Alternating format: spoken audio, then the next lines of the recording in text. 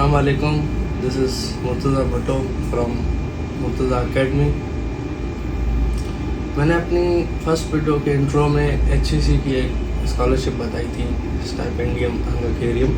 तो उसके हवाले से बहुत दोस्तों ने जिन्होंने मुझे फॉलो किया था, फर्स्ट टाइम देखा था, उनके इनबॉक्स में मैसेजेस आए मुझे कि इसको अप्लाई कैसे करना है, इसकी फर्दर डिटेल्स क्या है।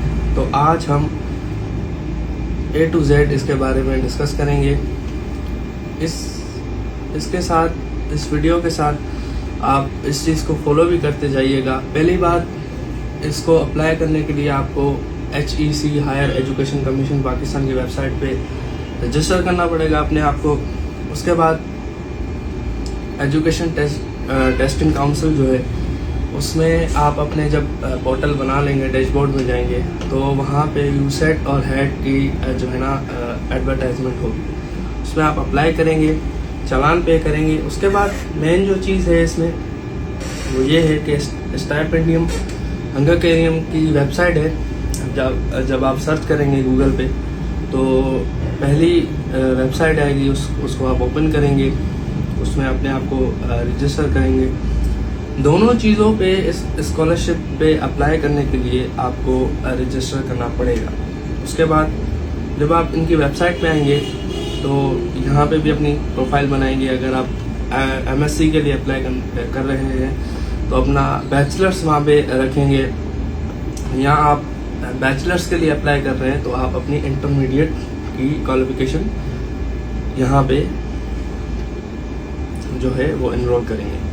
उसके बाद जो है कि इसमें कुछ मुश्किलात हैं, जो इतनी मुश्किलात हैं नहीं, लेकिन दोस्तों को लग रही हैं। जिनको पता है उनके लिए तो अच्छा है, जिनको नहीं पता वो उस चीज़ को फॉलो करें। जब आप इनके डैशबोर्ड पे जाएंगे तो वहाँ पे आपसे कुछ फर्स्ट स्क्रीन पे जब आप रजिस्टर करके जाएंगे तो आपसे कुछ सवाल किए जाएंगे कि आपका एकेडमिक ईयर कौन सा है, किस एकेडमिक ईयर पे आप अप्लाई कर रहे हैं, 2026 2027 के लिए।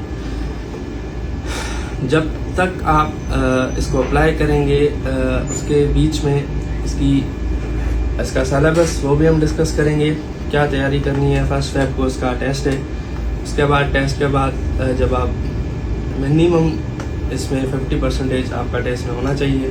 100% मार्क्स होते हैं इसके, 50% होना चाहिए। लेकिन जितना अच्छा, क्योंकि ये भी एक कॉम्पिटिटिव एग्ज़ाम की तरह है कि स्कॉलरशिप तो उसी को मिलती है जो ज़्यादा ब्राइट स्टूडेंट होता है या जो ज़्यादा कॉम्पीट करता है।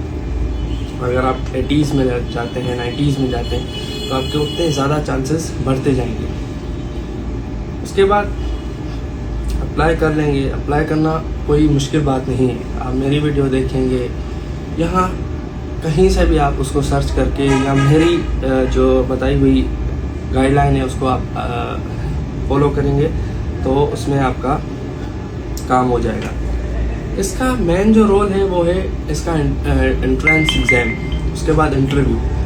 अच्छा, इसमें सबसे पहली बात IELTS TOEFL की ज़रूरत नहीं है आपको। सबसे अच्छी बात इसमें जो ये है कि इसमें IELTS और TOEFL की ज़रूरत नहीं है आपको। आप अपने कॉलेज से, अगर आप इंटरमीडिएट हैं या तो आप बैचलर्स करके बैठे हैं, तो आप अपनी यूनिवर्सिटी से प्रोफेशनसी सर्टिफिकेट लेंगे, उसकी बिना पे अप्लाई करेंगे।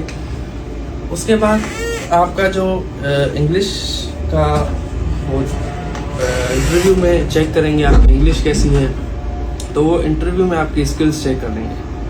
तो जब तक आप टेस्ट की तैयारी करते हैं या आप टेस्ट के बाद इंटरव्यू तक जाते हैं, इंशाल्लाह मेरी दुआ है कि आप इंटरव्यू तक जाएं, उसके बाद इस स्कॉलरशिप को अवेल करें और अपना फ्यूचर ब्राइट करें। जब आप इसके सिलेबस को देखेंगे तो इसका सिलेबस ये है कि अच्छा, जब आप HEC पर रजिस्टर करेंगे तो उसमें जब आप अपनी प्रोफाइल बनाएंगे तो उसमें आपसे पूछा जाएगा कि आप कौन से ग्रुप के लिए इंटरेस्टेड हैं। अगर आप प्री इंजीनियरिंग के स्टूडेंट हैं या मेडिकल के हैं, आर्ट्स एंड ह्यूमैनिटीज़ के हैं, CS के हैं या जनरल साइंस के, तो जब आप वहाँ पे प्री इंजीनियरिंग के या मेडिकल के या कौन से भी ग्रुप के हैं तो उस हिसाब से आपका एंट्रेंस टेस्ट लिया जाएगा। इसमें सबसे इम्पॉर्टेंट बात यह है कि आप इसका सिलेबस नोट करें ये HEC की तरफ से इस साल का कंफर्म नहीं है, बट यूसेट और हेट में हमेशा यही सिलेबस चलता आ रहा है और यही इंशाल्लाह इस बार उम्मीद है कि यही होगा। इंजीनियरिंग वाले स्टूडेंट नोट कर लें, सबसे ज़्यादा जो उनका मेन सब्जेक्ट जो पूछा जाएगा ये है कि फिज़िक्स, केमिस्ट्री, मैथमेटिक्स। मेडिकल के student physics, chemistry, biology. CS के student physics, chemistry, science and mathematics. Arts and humanities जो सिलेक्ट करेंगे उनका है इस्लामियात, एथिक्स, पाकिस्तान स्टडी, GK, जिसका टेंडर मैंने भी उठाया हुआ है, जो सब्जेक्ट आगे मैं भी आपको पढ़ाऊँगा। General science, mathematics, statistics, economics. उसके बाद कॉमर्स है। कॉमर्स में यही है आपकी जैसे मैंने अपनी फर्स्ट इंट्रोडक्शन वीडियो में अकाउंटिंग का जिक्र किया था कि अकाउंटिंग क्या है। अगर जो स्टूडेंट अकाउंटिंग के हैं, जाहिर सी बात है वही अकाउंटिंग रखेंगे, तो अकाउंटिंग में अकाउंटिंग आएगी। कॉमर्स का जो है वो मटेरियल आएगा आपका। उसके बाद आएगा इकोनॉमिक्स। अच्छा, ये 100 मार्क्स का एंट्रेंस एग्जाम होता है जिसमें आपके 75 मार्क्स MCQs के होते हैं, 25 मार्क्स आपके ऐसे के होते हैं। ऐसे आता है A और B, जिसमें A होता है आर्गुमेंटल बेस्ड, ऐसे आपका B होता है नैरेटिव बेस्ड। 2 आपको ऐसे लिखने होते हैं। आपके पास टाइम होता है वहाँ पे 2 घंटे 140 मिनट्स, जिसमें आप उस एग्ज़ाम को क्रैक करते हो। ये ऐसे राइटिंग जो है, ये जो ग्रामर है ये आपकी बहुत अच्छी होनी चाहिए, क्योंकि ग्रामर इसमें अच्छी इसलिए होनी चाहिए क्योंकि ये जस्ट एंट्रेंस एग्ज़ाम के लिए नहीं है।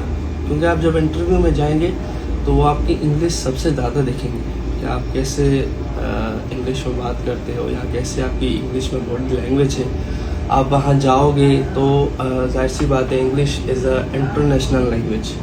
वहाँ पे जो लोग आपसे दूसरी लैंग्वेज के भी मिलेंगे तो ये एज इंटरनेशनल लैंग्वेज है, तो हर कोई मोस्टली इंग्लिश में ही बात करता है। तो आप अपने प्रोफेसर से या अपने क्लासमेट से या आप किसी शॉप पे जाते हो, वहाँ पे जो भी आपका सेमेस्टर ड्यूरेशन है, 6 सेमेस्टर होता है, 7 सेमेस्टर होता है, वो कैसे आप सर्वाइव करेंगे, ये मोस्ट इम्पोर्टेंट थिंग है।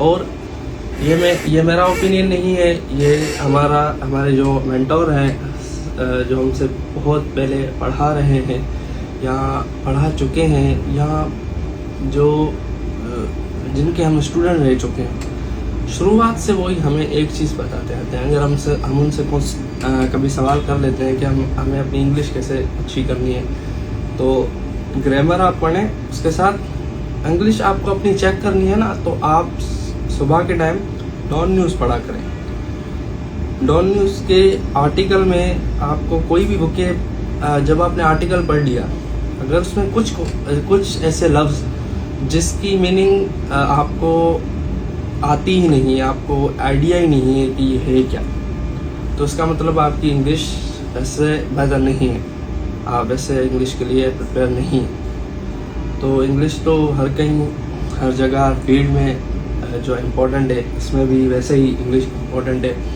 और हेड वाले स्टूडेंट जो मास्टर्स के लिए अप्लाई कर रहे हैं, उनका सिलेबस ये है इंग्लिश, ग्रामर, वही बात आ गई जो मैंने आपको अभी बताई आपको। वहाँ पे इंग्लिश ग्रामर के सिनोनिम्स आएंगे, एंटोनिम्स आएंगे, रीडिंग कॉम्प्रिहेंशन आएगा।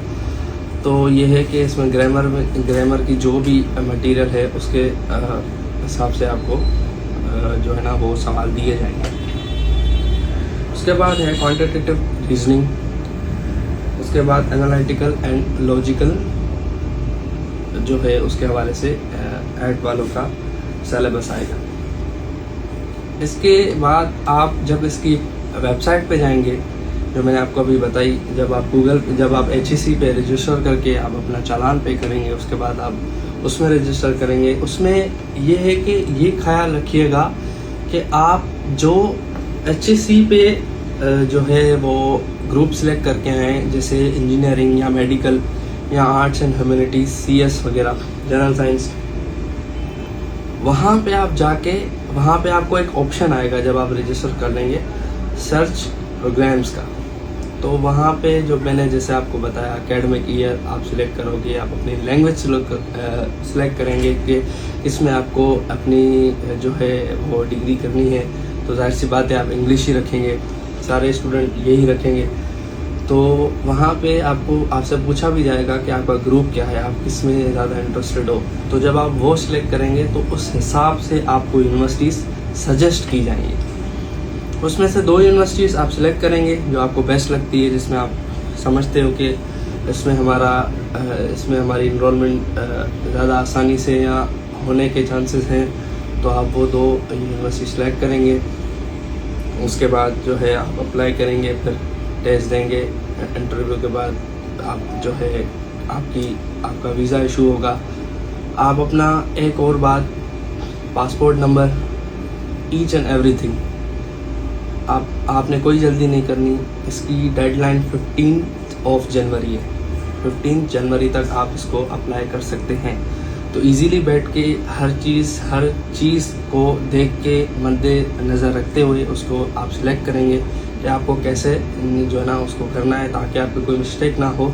वैसे वेबसाइट भी ऐसी है, जब मैंने 2-3 दोस्तों का स्कॉलरशिप के लिए अप्लाई किया, तो वहाँ पे अगर आप कोई मिस्टेक करते हो तो वेबसाइट आपको करेक्ट करती है। लेकिन फिर भी आगे जाके आप इतनी मेहनत करो, कोई इशू ना हो आपके वीज़ा में, तो इशू बेस्ट ऑफ लक यही था। अगर इसके बाद भी आपको कोई स्क्रीनिंग में मसला होता है जब आप अप्लाई कर रहे हो, तो इनबॉक्स में मैं हाजिर हूँ, आप मुझसे कोई भी क्वेश्चन कर सकते हो।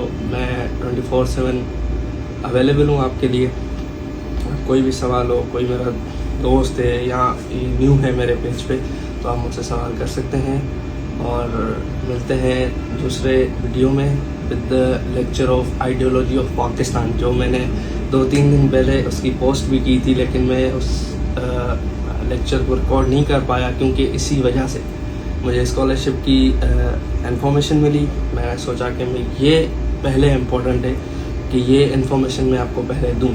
लेक्चर तो अब रोज़ चलते ही रहेंगे, पाकिस्तान स्टडी के, जीके के।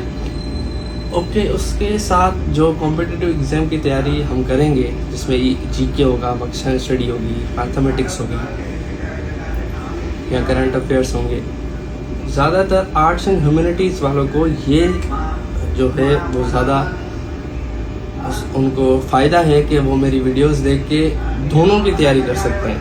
1 फेब का जो आपका स्कॉलरशिप का टेस्ट है, उसके हवाले से भी आप उनकी तैयारी कर सकते हैं, और आप जो है फर्दर आगे भी इसको ऐसे राइटिंग में ज़्यादा आपने जो ना मेहनत करनी है। ऐसे राइटिंग आपने कैसे लिखना है, पैराग्राफ राइटिंग आपने कैसे लिखना है, उसका लेक्चर मैं जल्दी रिकॉर्ड करूँगा। और wish you best of luck. आप अप्लाई करें, मेरी यही दुआ है कि आप एनरोल हो जाएं। अल्लाह हाफ़िज़।